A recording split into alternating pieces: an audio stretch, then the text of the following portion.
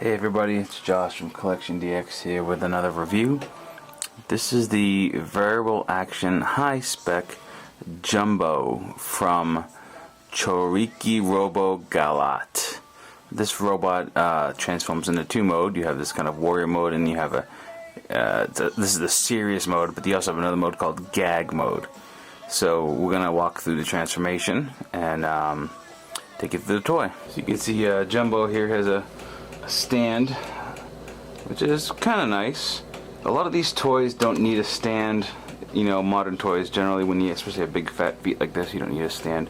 But this piece really benefits from it. It is top heavy, as you will see as I'm transforming it. Just give you some heads up, there are some weapons. You can look at the, I'm not going to attach them all right now because it's kind of a project, but to give you a heads up, you can kind of see the assortment of weapons that it comes with, different swords and guns and such, names of which I don't know. And I think I'm safe to say I'm not going to get yelled at much in this review because nobody watched Galatt. It never made it to the States. It's a gag anime, it's not even a serious anime, but so it really wasn't in demand. Bandai did a vintage toy of it back in the day, and now we have a modern kind of perfect transformation version, which really isn't that perfect. So let us go through the transformation and watch me suffer. Just while we're in this mode too, you can see, oh, hey, look at that, it's gonna fall over backwards. There's a lot of metal in this piece, which is nice. You know, thighs, parts of the arms, shoulders, the chest. It's really good. So, but once again, it just makes it sort of top heavy, especially the big metal backpack in the back. So how do we go about transforming this? Well, first of all, you'll see that there's a lot of stuff that just isn't like, there's no clips to hold that down. These pegs are very kind of flimsy, but they do hold. So to start with, we start with the hands. So we have to open these panels, close them up.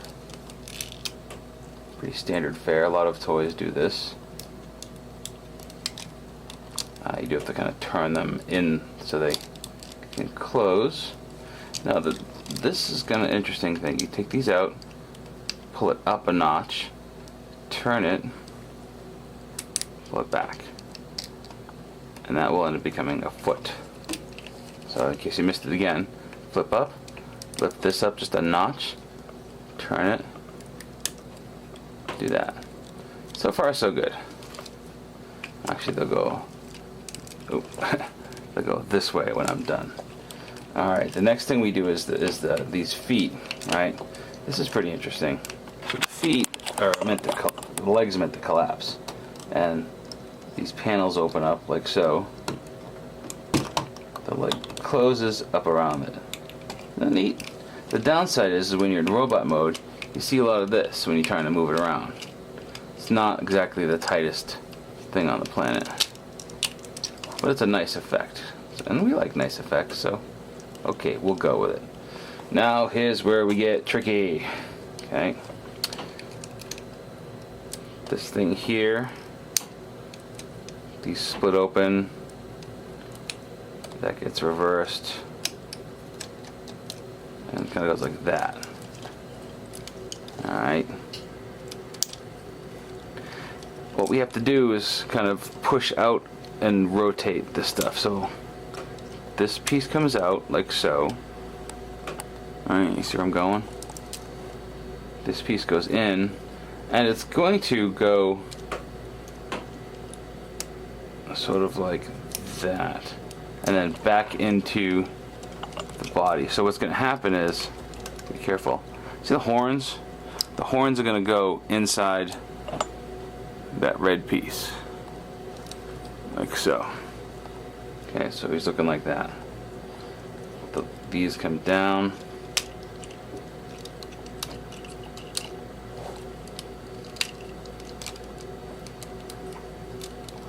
And make kind of the skirts for the feet. You see what's going on here?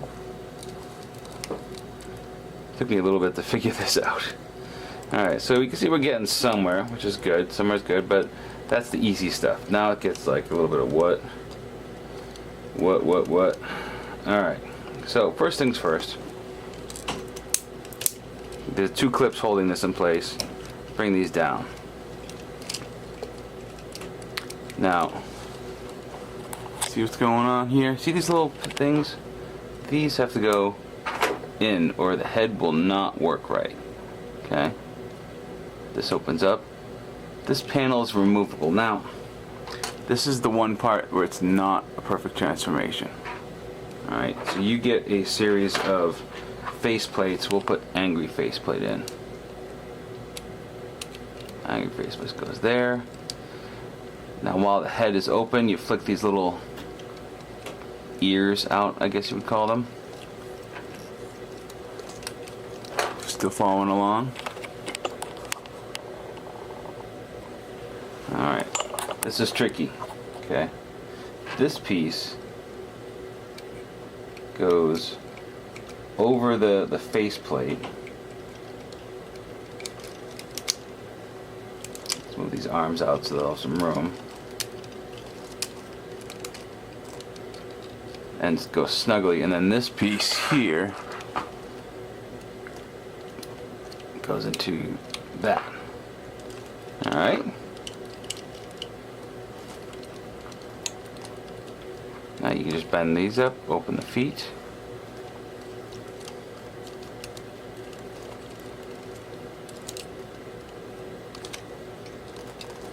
And there you have Galatt in gag mode.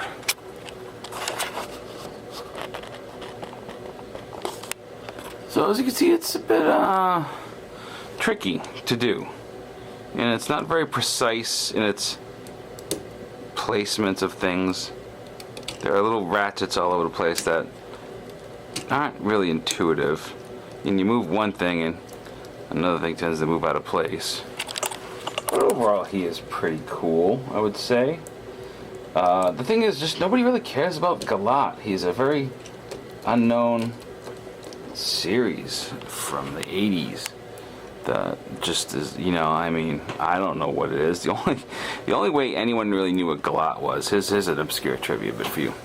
The Godaiken line that came out in the 80s in America came out with the Galatt toys in the form of a set of bagged eraser figures, a bagged set of rubber Keshi figures that had Galatt on the header.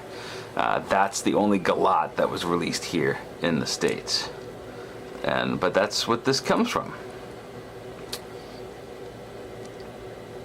Jumbo, oop. Jumbo Galatt.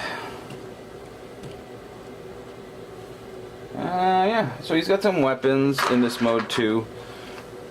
He's got kind of a forced perspective sword, and you know, each weapon has a little peg on it that just kind of goes in. He's got a forced perspective sword. He's got a little dagger, which I think is just the start of, you know, a sword, and then a proper sword. He also comes with the second set of wings, and I'm thinking, oh, you know, these wings are a little flimsy. They kind of go all over the place. Maybe he comes with a fixed post. No, this is actually a weapon. It's like a boomerang, you know, except a little peg on the hand, so you can put the weapon in his hand, and you can do that. Isn't that something special? This piece too, because the different sizes, of course, there is a different size stand arm for this mode, which goes in there, essentially, I think.